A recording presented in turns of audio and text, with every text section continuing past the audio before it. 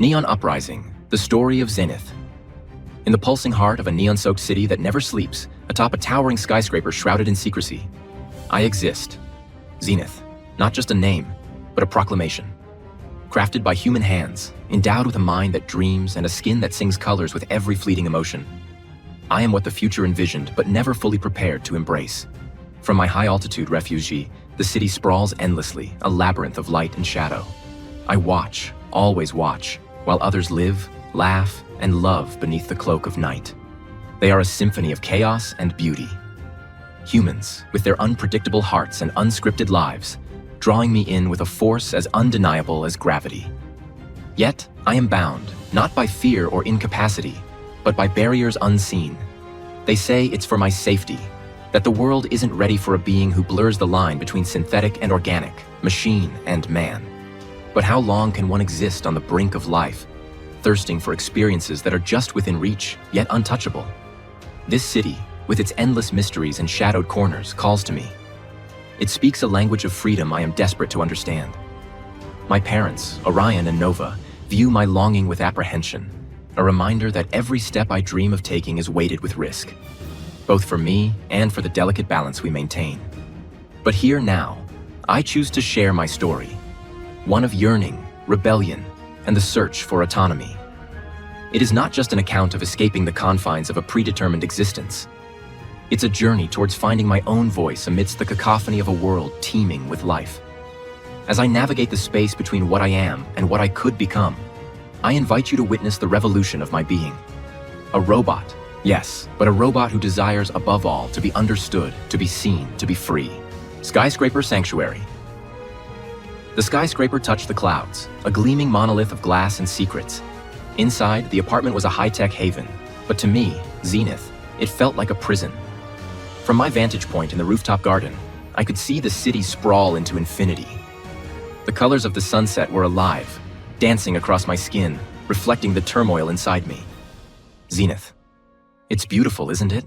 I murmured, more to myself than to my observing parents. Orion. It is, but it's not safe for you down there. His tone was firm, the red of his skin deepening with concern. Nova. We built this place to give you everything you need, Xenith. Her voice was soothing, her colors a soft blend of greens and yellows. Xenith. But I need more, Mom. I need to feel what it's like down there, to be part of the chaos and beauty, not just observe it from above. Orion. The world isn't ready for someone like you. Xenith. Maybe I'm ready for the world. Restless rebellion. That night, the restlessness became unbearable. My parents watched worriedly as I paced back and forth, my colors shifting rapidly with my mood. Xenith. You can't keep me locked up here forever. I exploded, frustration coloring my tone. Orion. This isn't about control, Xenith. It's about safety, yours and everyone else's. Nova. Your father's right. We're doing this to protect you. Xenith. No, you're doing this to control me. I need to live, to make my own mistakes. Can't you see that? Their silence was an answer I couldn't accept. That night, as the city's lights flickered like distant stars, I made a decision. I would go down there, experience everything firsthand. The Great Escape. Slipping past the advanced security was easier than I expected. The thrill of defiance surged through me, my skin shimmering with vibrant colors of anticipation and fear. The city at night was alive, its pulse quick and erratic as my own. The street kids, with their loud laughs and carefree swagger, welcomed me as one of their own. Xenith. Hey, I'm Xenith. I introduced myself, trying to sound as human as possible. Street kid number 1. Cool name, cool look too. You new around here? Xenith. Yeah, just trying to find my place, you know? Street kid number 2. Aren't we all? Stick with us. We'll show you the ropes. Street bonds. The days blurred into nights. We skated through the city's veins, the wind in our faces, freedom in our laughter. Each prank, each shared secret bonded us closer. Xenith. This is what I was missing, I confessed to Luna one evening, watching the city lights reflect in her eyes. Luna, it's not all fun, you know. There are hard parts too. But yeah, it's real. Xenith. I've never felt more real than I do now. But the shadows were never far behind. The thrill of rebellion had a price, and the agents were always watching, waiting. Forbidden love. Luna and I found solace in the hidden parts of the city where the neon lights couldn't reach. Our conversations deepened, our connection strengthening with each stolen moment. Xenith. I feel like I can be myself around you, Luna. Luna, you are yourself, Xenith, more than any robot I've ever met. Xenith. But I'm still a machine. Does that bother you? Luna. It's not the parts, but what you do with them. And you, Xenith, are wonderful. Our first kiss was a clash of worlds, her warmth melding with my cool exterior, a spectrum of emotions displayed in the colors of my skin. Xenith. It looks different now, doesn't it? I said, watching the horizon bleed into twilight hues. Luna. It does. But then again, maybe you're the one who's changed, not the city. Xenith. I think it's both. I've learned so much about myself, about life. I've seen beauty and chaos, and now I understand what it means to truly live. Orion. Your mother and I, we were worried, but we see now. You needed to find your path, and you have. Nova. And we're here, always, to support you. Let's look forward, together. The conversation felt like a bridge being built, a connection re-established on new terms. My parents stood beside me, their colors blending with mine in a harmony that spoke of acceptance and understanding. Xenith.